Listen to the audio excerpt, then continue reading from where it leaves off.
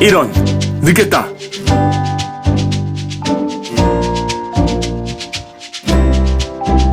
안녕하세요.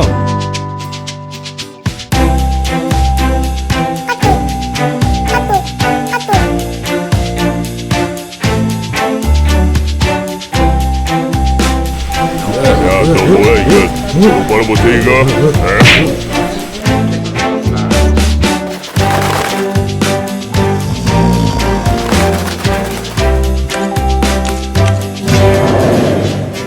뭐야, 이건 예배가 아니잖아!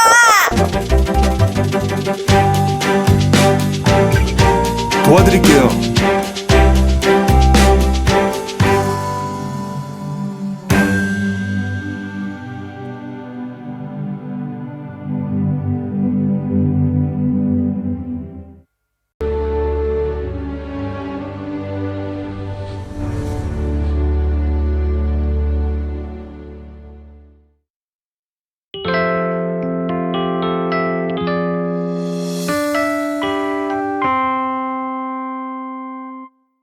오늘 우리는 우리들을 괴롭히는 한 문제를 극복하려고 합니다. 그것은 외로움입니다.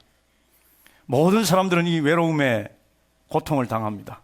외로움을 경험합니다. 어떤 사람은 아주 심한 외로움 속에, 깊은 외로움의 구덩이 속에 빠져 있습니다.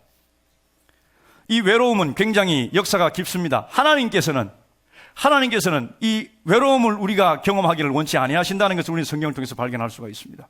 하나님께서 천지를 창조하시고, 그리고 이것은 잘못되었다, 보기에 좋지 않구나 라고 하신 것이 있습니다.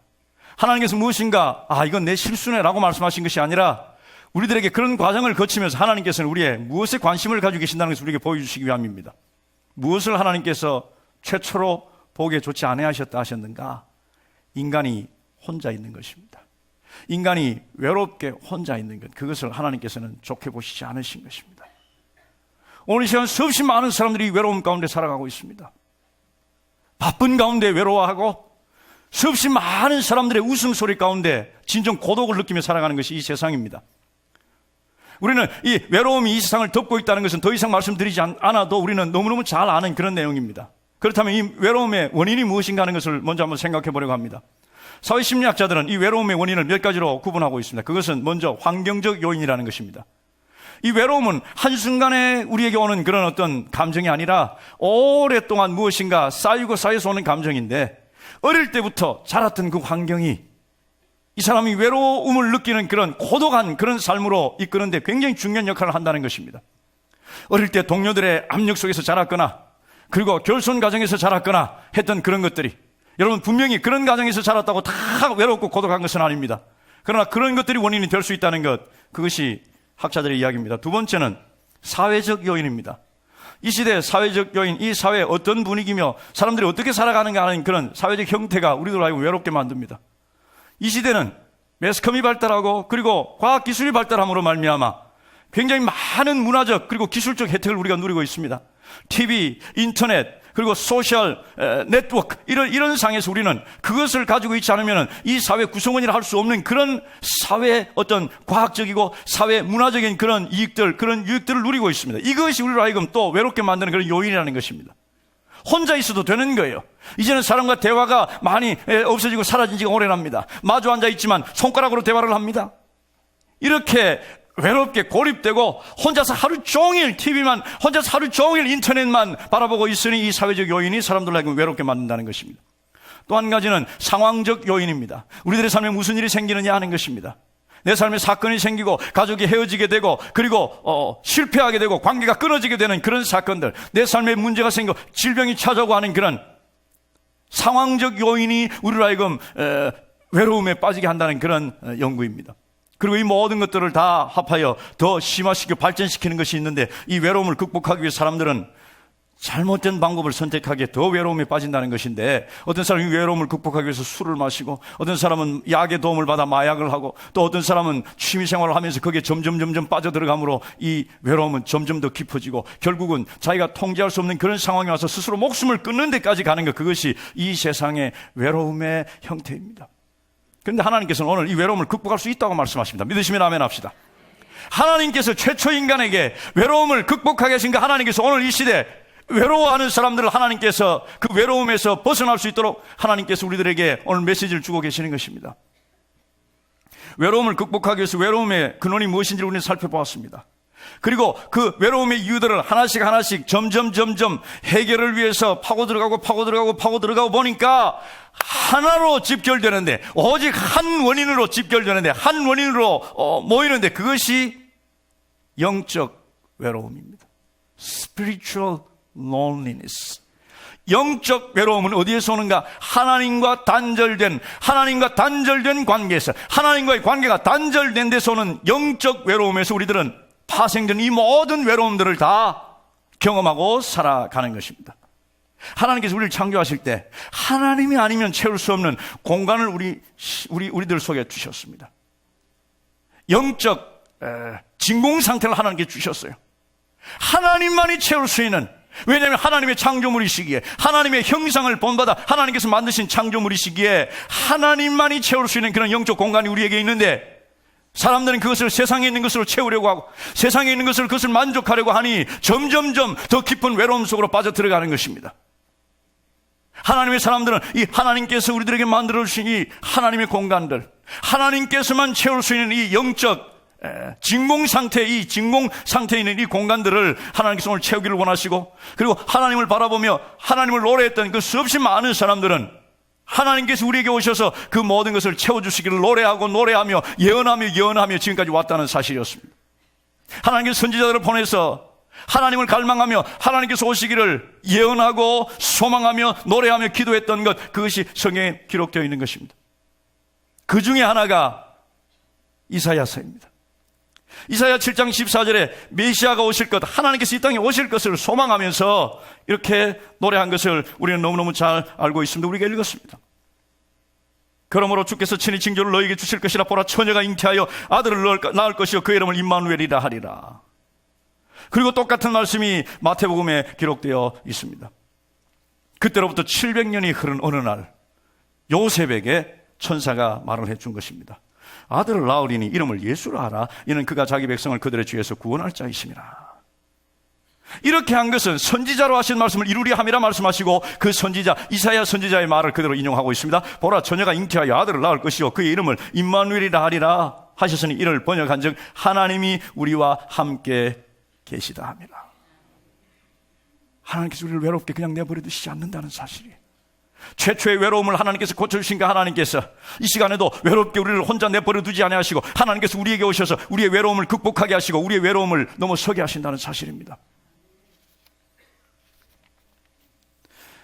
700년이 지난 어느 날 요셉에게 이 말씀을 가르쳐 주었습니다. 요셉은 당시에 약혼녀 마리아와 정혼한 사이였습니다. 아직 결혼식을 올리고 같이 살고 같이 지내지는 않는 그런 상태였습니다. 당시 결혼 풍습이 그랬습니다. 약혼하고 일정 기간 동안 서로 헤어져 있으면서 결혼을 준비했습니다. 그런데 그 기간 안에 자기의 약혼자 마리아가 임신했다는 소리를 들었습니다. 임신을 한 거예요.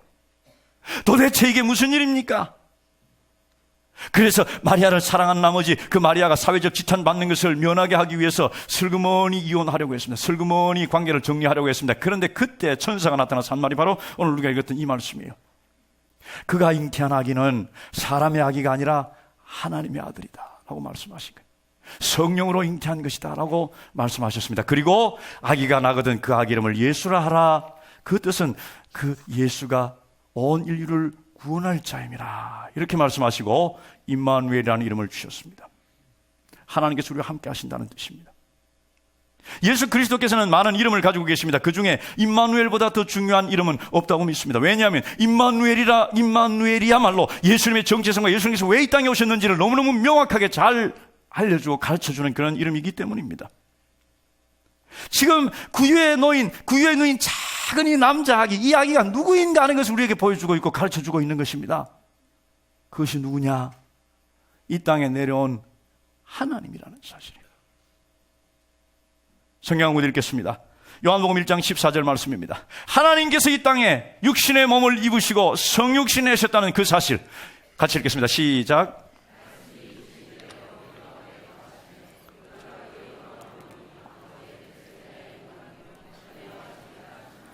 말씀이 육신이 되어 이 땅에 오셨다고 말씀합니다. 말씀이 육신의 옷을 입었습니다. 우리는 오늘 옷을 아침에 입고 이 자리에 나왔습니다. 옷을 입는 것처럼 육신을 하나님께서 입고 말씀이 그 육신을 입고 이 땅에 오셨는데 그 말씀이 누구인가 하는 것을 요한사도는 우리에게 또 말씀해 주고 있습니다. 요한복음 1장 1절 말씀입니다. 같이 읽겠습니다. 시작. 태초에 말씀이 계시니라. 이 말씀이 하나님과 함께 계셨으니 이 말씀은 뭐예요? 곧 하나님이시니라. 하나님이신 말씀께서 인간의 옷을 입으시고 육신이 되어 우리 가운데 오셨다는 사실, 이것이 성육신이고 이것이 성탄을 맞이하는 우리들에게 하늘에서 들려온 복된 소식인 것입니다. 돈 스키너라고 하는 신학자는 이렇게 말했습니다. 하나님은 그리스도를 우리에게 보내신 것이 아니라 그리스도 안에서 하나님께서 직접 우리에게 오셨다라는 사실이에요. 하나님께서는 저 편에서 우리 편으로 오셨는데 저 편을 비워두지 아니하시고 오셨다는 것입니다. 기적적인 하나님이 하신 일이에요.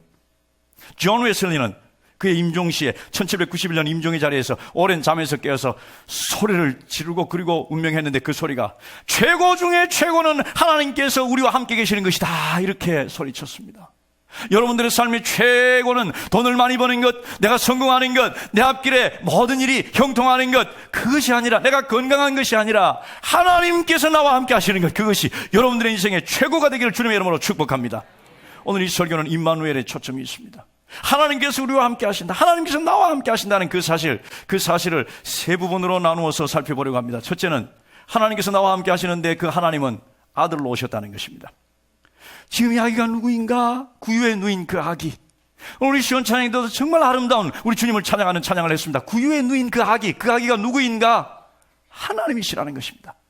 하나님께서 이 땅에 인간의 몸을 입고 오셨다는 거예요. 디모데전서 3장 16절 말씀 같이 한번 읽겠습니다. 시작.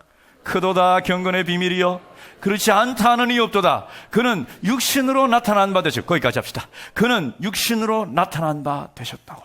하나님께서 나타나셨는데, 이 세상에 우리 눈에 보이게 나타나셨는데 무엇으로? 육신으로 나타나셨다는 것입니다. 하나님께서 인간의 모습으로 나타나셨어요. 인간이 되어서 이 땅에 오셨다는 사실입니다. 참 사람으로 이 땅에 오셨다는 사실입니다. 하나님께서 참 사람으로 이 땅에 오시고 그리고 사람의 속성과 하나님의 속성을 둘 다 가지고 계신 그분으로 이 땅에 오셨습니다. 처녀가 성령으로 잉태하여 이 땅에 아들을 낳으셨다. 이것이 우리가 믿는 성경 말씀, 우리가 믿는 하나님, 우리가 믿는 이 하나님의 교리의 가장 중심되는 교리입니다. 성육신. 하나님께서 인간의 몸을 입고 이 땅에 오셨다는 사실 믿으시면 아멘 합시다. 할렐루야. 우리는 이것을 믿는 것입니다. 이것이 성육신인데, 이 성육신을 믿는다면 그 외 나머지 모든 성경에서 우리들에게 가르쳐주고 있는 사실들과 그리고 사건들에 대해서 그것을 믿는 것은 식은 죽먹기다라는 것. 하나님께서 인간의 몸으로 이 땅에 오셨다는 것, 처녀의 몸을 빌려 성령으로 잉태하여 이 땅에 오셨다는 것을 믿는다면 예수님께서 이 땅에서 무리를 걸어 다니셨다는 것 믿는 것은 식은 죽먹기예요. 우리 주님께서 병든 자를 일으키셨다는 것을 믿는 것은 식은 죽먹기입니다. 우리 주님께서 죽어 부활하셨다는 것을 믿는 것도 쉬운 일이라 그 말씀이에요. 성육신을 믿는다면 우리는 우리 주님께서 하신 그 모든 일을 다 믿는데 전혀 문제가 없는 것입니다. 그러나 문제는 성육신이라는 사실입니다. 우리 주님께서, 하나님께서 우리 주님의 몸을 입고 이 땅에 오신 바로 그분이다라는 사실, 하나님께서 이곳에 인간의 몸을 입고 오셨다는 그 사실을 믿는 것에 있어서는 전혀 조금도 한치의 한 점도 타협의 여지가 없는 것입니다. 거기에 인간의 생각이 조금도 더 들어가거나 거기에 제2의 생각과 또 그리고 제3의 생각이 더해져서는 결코 안 되는 완벽한 진리요, 흔들 수 없는 진리라는 사실, 우리는 그것을 오늘 명심할 수 있기를 바랍니다. 이 땅에 오신 예수님은 하나님이십니다. 제가 지금 큰 원을 하나 그려놓는다고 여러분 한번 상상해 보시길 바랍니다. 그 원은 실제입니다. 그 원 안에 있는 사람은 참된 크리스찬들입니다. 원 밖에 있는 사람들은 크리스찬이 아닙니다. 그렇게 실제 원으로 구분한다고 한번 가정해 보십시다. 원 안에 있는 사람들은 예수님을 믿는 사람들이요, 원 밖에 있는 사람들은 예수님을 믿지 않는 사람들입니다. 원 안에 있는 사람들은 천국에 갈 사람들이요, 원 밖에 있는 사람들은 천국에 가지 못할 자들입니다. 믿으시면 아멘 합시다.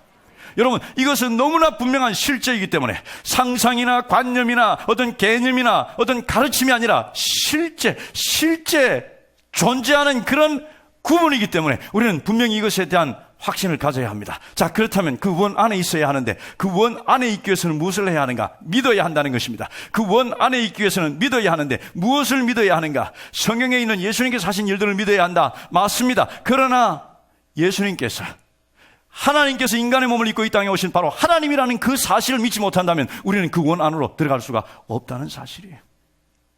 우리는 예수님께서 하신 일들, 예수님께서 가르치신 것들, 그것에 대해서는 다 믿습니다. 그러나 성육신을 믿을 수가 없습니다 라고 말한다면 그 사람은 그 원 밖에 있는 사람이라는 사실이에요. 일평생 교회를 출입하면서 하나님의 말씀을 듣고 또 들었지만 내가 예수님께서는 하나님께서 인간의 몸을 입고 이 땅에 오신 분이라는 사실을 믿지 못한다면 그에게는 구원이 없는 것입니다.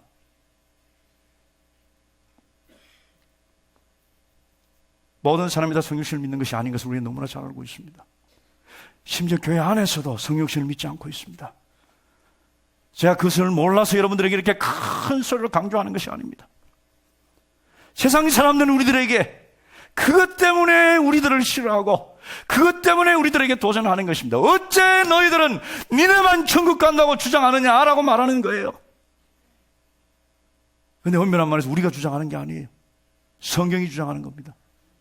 내가 주장하는 것이 아니라 하나님의 말씀이 주장하는 것입니다. 우리는 그 말씀을 믿는 자들일 뿐이라는 사실을 기억하시길 주님의 이름으로 축복합니다. 그래요, 세상은 우리를 조롱하고 있습니다. 야, 이 세상에 믿음이 얼마나 많은데 너가만 천국 간다고 독선적인 그런 말을 하고 다니느냐, 크리스찬들아, 이렇게 말하는 것입니다. 실제로 오늘 방송에서 굉장히 유명한 미국의 MSNBC 방송에서 정말 세상의 모든 사람들이 다 아는 사회자 도나휴가 어떤 모임을 주선해서 그 모임에 패널들이 나와서 토론하는 그런 모임이 있었습니다. 기독교 교리에 대해서 여러 석학들이 나와서 토론하는 것이었습니다. 5명이 그 패널로 등장했습니다. 한 사람, 우리 기독교를 대표해서 남침례교 신학학장인 알 몰러라는 사람이 등장했고, 그리고 나머지는 유대교, 그리고 랍비, 자유주의 신학자, 그리고 또 유대인, 유대교, 여러 5사람이 모여서 함께 대화를 나누는 것입니다.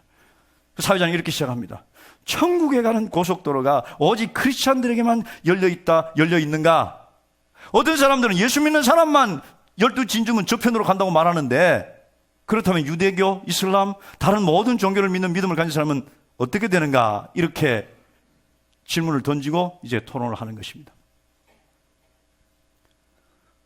크리스찬을 대표한 몰러 박사에게 또나에게 어떻게 천국 갑니까? 이렇게 물었습니다. 그때 그 분위기와 상황을 다 알고 있었지만 주 예수를 믿는 믿음으로 갑니다. 이렇게 대답을 한 후에 성경 한 절을 덧붙입니다. 요한복음 14장 6절 말씀, 우리 같이 한번 읽겠습니다. 시작. 이르시되 내가 곧 길이요 진리요 생명이니 나로 말미암지 않고는 아버지께로 올 자가 없느니라. 아멘. 이 성경 말씀을 인용하면서 오직 믿는 사람이 그 믿음으로만 천국에 갈 수 있습니다. 이렇게 대답을 했습니다. 그랬더니 또내 기다렸다는 듯이 유대인 랍비에게 묻습니다. 어떻게 생각하십니까? 이렇게 물었습니다. 그때 흥분된 어조로, 저 사람들은 영적 인종차별주의자들입니다. KKK 단원, 여러분 영화 같은 데 보면 KKK 백인 우월주의가 있습니다. 복면을 하고 막 유색 인종들 집에 불 지르고 하는 그런 사람들, KKK 단원이나 나치하고 같은 종류의 사람들입니다. 이렇게 비난합니다. 도나이가 나도 동의합니다. 이렇게 말합니다. 그리고 말합니다. 당신들은 천국에 가고 다른 사람들은 못 간다고 말하는 것은 아주 오만의 극치입니다. 이렇게 말을 합니다. 그래요, 우리는 그것을 알고 있습니다. 그러나 내가 어떻게 생각하든, 내가 이렇게 생각하든 내가 저렇게 생각하든 온 인류가 다수결로 나는 이쪽 편입니다 저쪽 편입니다 해서 어느 한쪽에 사람이 많이 모이든 적게 모이든 전혀 상관없이 하나님의 진리의 말씀은 결코 흔들리지 않는다는 것입니다. 오늘 하나님께서 이렇게 분명히 말씀하셨습니다. 예수 그리스도만이 길이요 진리요 생명이다 말씀하셨습니다. 이 땅의 위대한 사람들, 이 땅의 보통 사람들과는 다른 석학들, 그래서 그들의 관념과 생각으로 어떤 진리를 막 발견해내는 사람들, 그 사람들이 이렇게 말합니다. 여러분, 이것이 진리입니다. 여러분, 진리는 이곳에 있습니다 라고 말합니다. 이것이 이 세상에 있는 사람들이 할 수 있는 최고의 발견입니다. 그런데 예수님께서 뭐라고 말씀하셨습니까? 내가 가르친 그것이 진리니라 이렇게 말씀하시지 않았어요. 내가 진리다 말씀하셨어요. 내가 길이다 말씀하시고 내가 생명이라고 말씀하셨어요. 나를 통하지 않고는 하나님 나라에 갈 수 없다고 말씀하신 그분이 바로 우리 주 예수 그리스도이심을 믿으시기를 주님의 이름으로 축복합니다. 예수가 누구인가? 성탄을 맞이할 때마다 우리는 질문해야 합니다. 그분은 우리를 구원하기 위해서 직접 오신 하나님이시다는 사실. 임마누엘로 오셨어요. 내 곁에 계시기 위해서 오신 바로 그분. 오늘 그분을 노래하며 그분을 찬양하는 것입니다. 두 번째, 임마누엘, 우리와 함께 계시다라고 하는 그 임마누엘에 있어 생각나는 두 번째 단어는 목자입니다. 목자. 성경을 같이 읽겠습니다. 시편 23편 1절부터 4절까지입니다. 시작.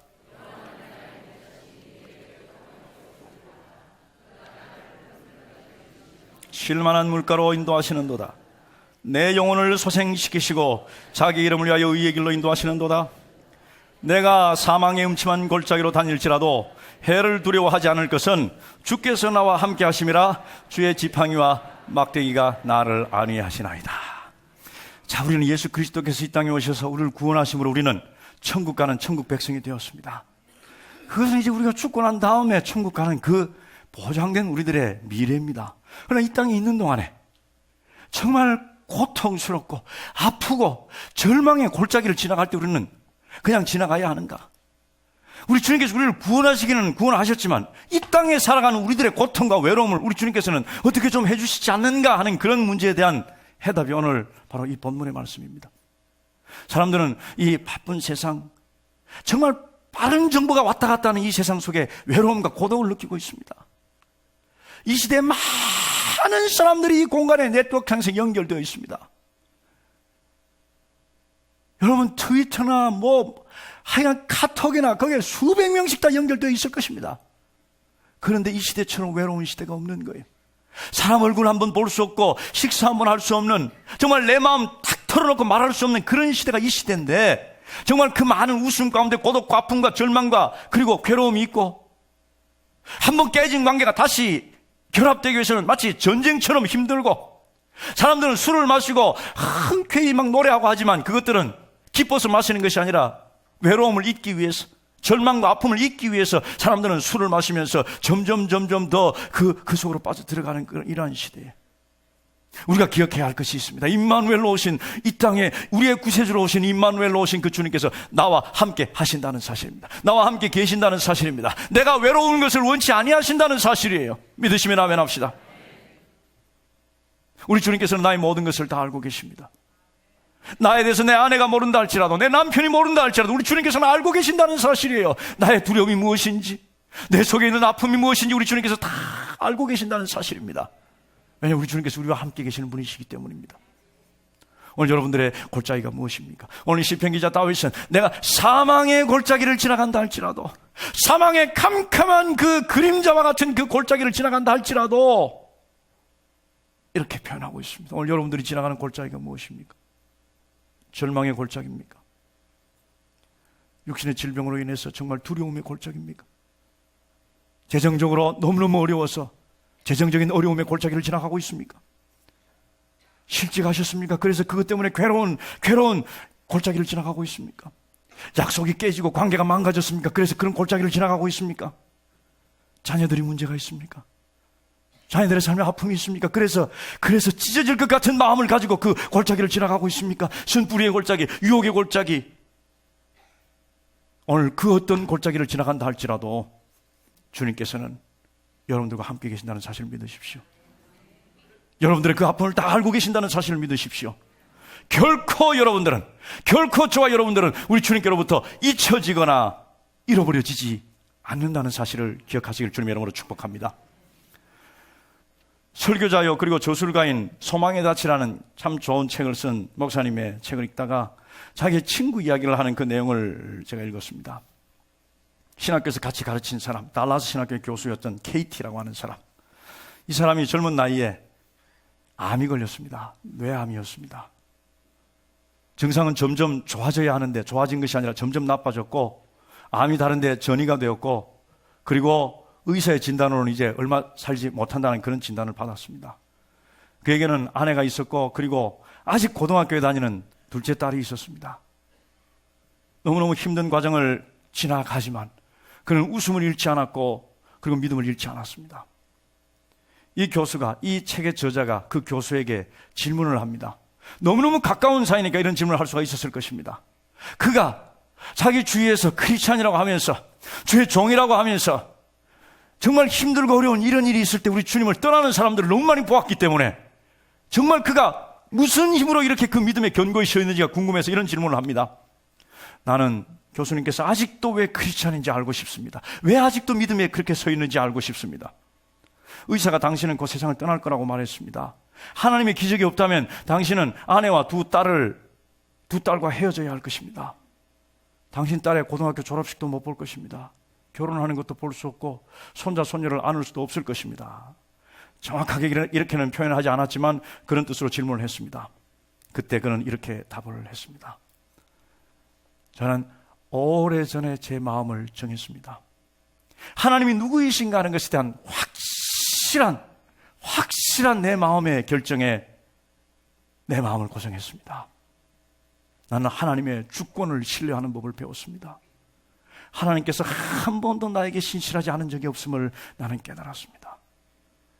예수님은 하나님께서 보내신 나의 구주시요 하나님의 아들이요 나를 사랑하시고 그리고 그 자신을 나에게 주셨음을 배웠습니다. 예수님은 나의 주님이십니다. 내가 주님을 주로 영접하는 삶, 영접하는 그 순간 내 삶을 다 주님께 드렸습니다. 그리고 나의 발을 하나님의 진리의 반석 위에 세웠습니다. 그리고 그 후로 하나님께서는 내 발을 한 번도 나를 붙잡지 않은 적이 없었습니다. 자, 그렇다면 내가 왜 나의 발을 옮기겠습니까? 나의 발을 옮길 이유는 전혀 없습니다. 그랬어요. 그리고 그 밑에 이렇게 썼습니다. 나는 내일 무엇이 나를 붙들지 알 수 없습니다. 그렇습니다. 우리는 내일 무엇이 와서 우리를 붙들지 알 수 없습니다. 그러나 내가 아는 확실한 한 가지는 나의 내일은 우리 주님께서 붙들고 계십니다. 믿으시면 아멘 합시다. 예, 이 말은 9.11 테러가 났을 때 그 현장에 세워진 그 미국 국기 아래 쓰여진 글이라고 합니다. 나는 내일 무슨 일이 나를 붙잡을지 모릅니다. 그러나 나는 압니다. 내일을 누가 붙들고 계시는지 나는 압니다. 그리고 그 밑에다가 주님께서 다스리십니다 라는 그런 글귀였습니다. 이 사람은 하나님의 전능하신 손을 믿었고 그리고 하나님께서 나를 붙들고 계신다는 사실을 믿었고 그리고 이 골짜기를, 이 사망의 음침한 골짜기를 지나가는데 나 혼자 지나가도록 하나님께서 나를 내버려 두지 아니하셨다는 사실을 너무너무 확신을 가지고 붙들고 있었다는 사실입니다. 우리는 천지를 창조하신 하나님의 그 전능하신 손 안에 있습니다. 그리고 그 하나님께서는 나를 마치 친구처럼 사망의 음침한 골짜기를 지나갈 때 나를 만나주시고 나와 함께 동행하신다는 사실을 오늘 우리 성경에서 발견할 수가 있는 것입니다. 제가 이 KT의 이야기를 여러분들에게 소개하는 것은 지금까지 이야기가 아니라 이제 KT의 이 말 때문에 제가 여러분들에게 소개하는 것입니다. KT는 오늘 이 성경 시편 23절의 말씀 가운데서 임마누엘의 참 의미를 배웠습니다 라고 고백하고 있습니다.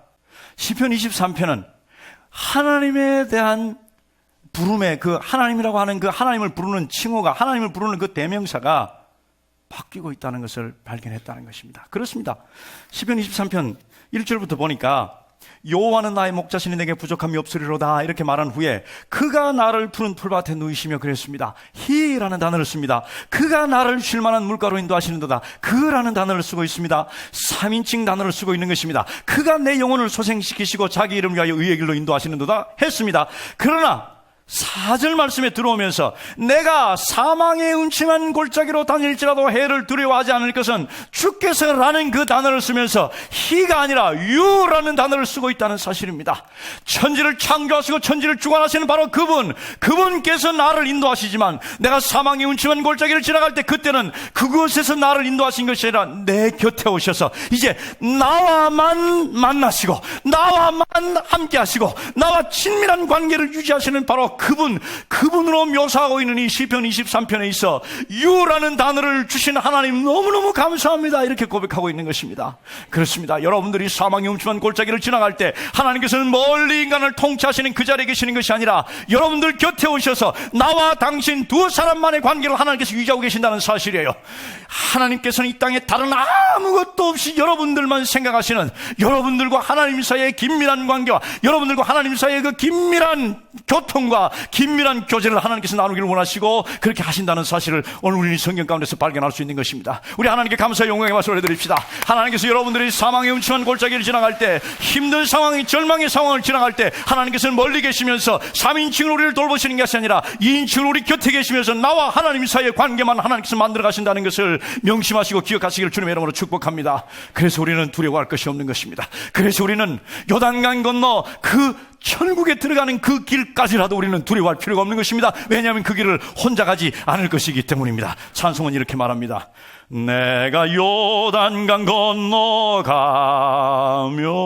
마음이 두려워서 떨 때도 주가 인도하시니 어찌 두려워하랴. 미쁘신 나의 좋은 친구. 아멘, 아멘. 우리 하나님께 감사 영광의 박수를 드립시다. 여러분들은 힘든 길 혼자 가지 않아도 됩니다. 심지어 사망의 음침한 골짜기를 지나 천국 가는 그 요단강 건너는 길도 우리 주님께서 동행할 것이라고 약속하고 있습니다.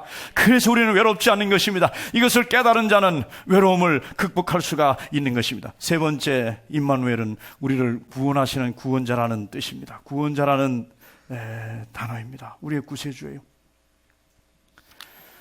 천사가 요셉에게 아기 예수 이름을 말했습니다. 그리고 그 이름의 뜻을 말하고 있죠.